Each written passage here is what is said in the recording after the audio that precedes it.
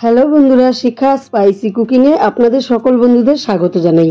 বন্ধুরা, আজকে আমি নিয়ে চলে এসেছি একটি নতুন ধরনের মাছ। এই মাছটি খুবই কম পাওয়া যায়, কিন্তু খেতে দারুণ টেস্ট। মাছটি দেখতে একেবারেই রুই মাছের মতো। তো এই মাছটির নাম হলো ভাগনা মাছ। এই ভাগনা মাছের রেসিপিটি আমি টমেটো দিয়ে বানাবো। তো বন্ধুরা, আপনারা সঙ্গে থাকুন আর ভিডিওটি পুরোপুরি দেখতে থাকুন বন্ধুরা। এই ভাগনা মাছ বানানোর জন্য দেখুন আমি মাছগুলো এখানে ধুয়ে পরিষ্কার করে নিয়েছি, একদম টাটকা মাছ। তো এই মাছগুলোতে এখন আমি হলুদ লবণ মেখে নেব। প্রথমে আমি পরিমাণ মতো লবণ দিয়ে দিচ্ছি, এবার দিয়ে দিব হলুদ। এবার মাছগুলোর গায়ে হলুদ লবণটাকে ভালো করে মেখে নেব।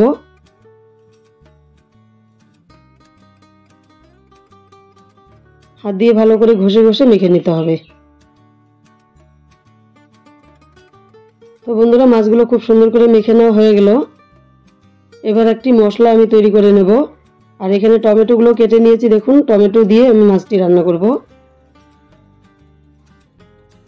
এবার একটা মিক্সার জার নিয়ে আমি তাতে মশলাটাকে তৈরি করে নেব। প্রথমে দিয়ে দিলাম পরিমাণ মতো জিরা, তারপরে দিয়ে দিলাম কাঁচা পাকা লঙ্কা, এখানে সামান্য পরিমাণ ধনে গুঁড়ো দিয়ে দিলাম হাফ চামচের মতো। এবার দিয়ে দিব পরিমাণ মতো জল। এবার ঢাকনাটি লাগিয়ে নিয়ে মশলার পেস্টটি করে নিচ্ছি।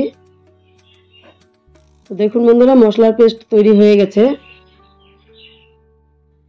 এবার উনুনে একটা কড়াই চাপিয়ে দিয়ে তাতে আমি সর্ষের তেল গরম করে নিয়েছি। এবার মাছগুলো দিয়ে মাছগুলো আমি তেলে ভেজে নেব।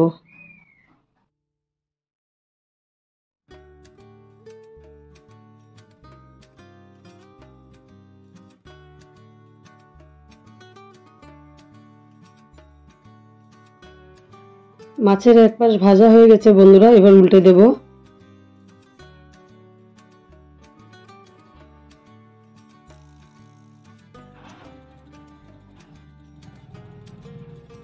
উল্টে দিয়ে আমি এই পাশটাও সুন্দর করে ভেজে নিয়ে তারপরে আমি ফিরে আসছি বন্ধুরা।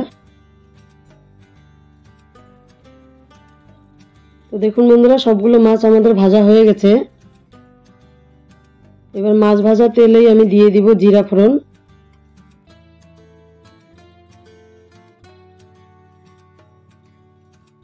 জিরা দিয়ে দিলাম, জিরার কালার চলে এসছে। এবার আমি মশলার পেস্টটি দিয়ে দেব।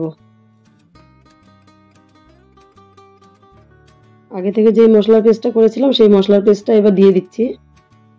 এবার মশলাটাকে কিছুক্ষণ ভেজে নেব। এই মশলার সঙ্গে একসাথে আমি দিয়ে দিব পরিমাণ মতো হলুদ লবণ আর সামান্য পরিমাণ কাশ্মীরি রেড চিলি পাউডার। তো বন্ধুরা, কাশ্মীরি রেড চিলি পাউডারটা আপনারা চাইলে নাও দিতে পারেন। তো আমি একটু কালারটাকে ঠিক করার জন্য দিয়ে দিলাম। এবার ভালো করে কষিয়ে নেব। আর মশলার বাটি ধোয়া জল আমি কিছুটা দিয়ে দিচ্ছি। যেই বাটিতে মশলা করেছিলাম সেই বাটি ধোয়া জল দিয়ে এবার মশলাটাকে আমি খুব সুন্দর করে কষিয়ে নিয়ে ফিরে আসছি।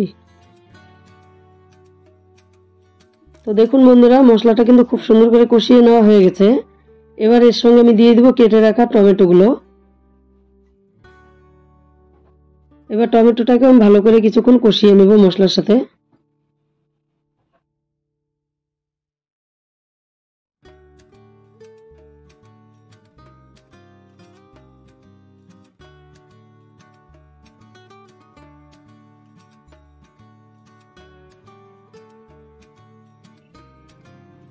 তো বন্ধুরা, মশলার সাথে টমেটোটাকে কিছুক্ষণ কষিয়ে নিলাম। এবার পরিমাণ মতো জল দিয়ে দিব।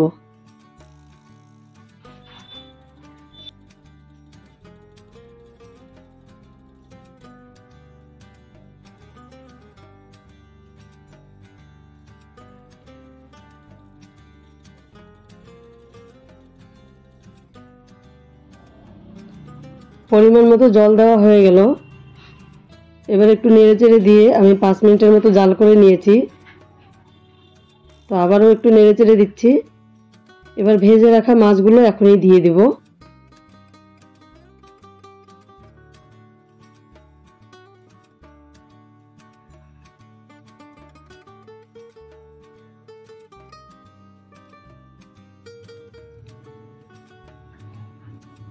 একে একে সবগুলো মাছ আমি দিয়ে দিচ্ছি।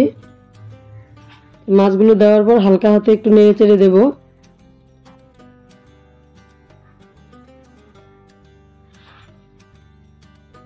এবার টমেটো আর মাছটাকে সেদ্ধ করার জন্য আমি এখানে ঢেকে দেব 10 থেকে 15 মিনিটের জন্য।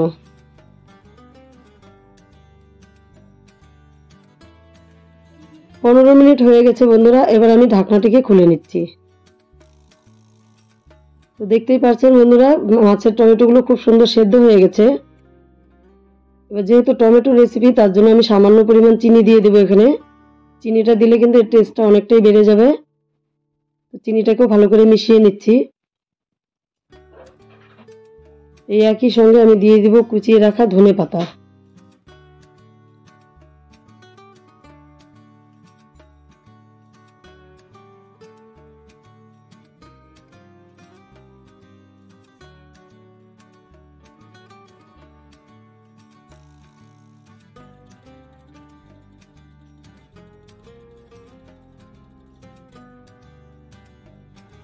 তো বন্ধুরা, ধনেপাতা দেওয়ার পর আমি ভালো করে মিশিয়ে নিলাম।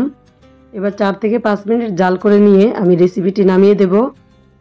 তো বন্ধুরা, এই রেসিপিটি দেখে আপনাদের কেমন লাগলো অবশ্যই কমেন্ট করে জানাবেন।